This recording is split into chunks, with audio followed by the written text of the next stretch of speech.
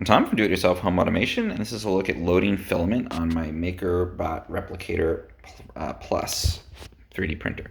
So here's the screen on here. I went into the filament menu. Let's go back to the home. So I'm going to go into filament, and I'm going to go to load filament. Now the first step is going to heat up my extruder, and that's because in order to load, it has to start to melt the filament and pull it in.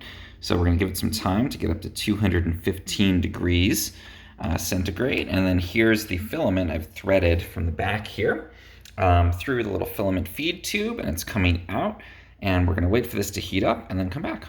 Okay, so this heated up. You can hear it's starting to try to feed the filament.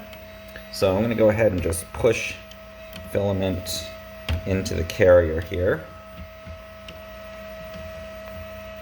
Okay, and the trick is you want to push it until you feel it starting to feed the filament in. And you can see we're extruding out the bottom here. So we are all loaded up and ready to go. Filament loading has ended. We're going to say back to menu. And we are good to go. So we now loaded our filament. This tube is just flush with the filament piece here. You can see a little bit got extruded out. And now we're ready to use the Makerbot Replicator Plus.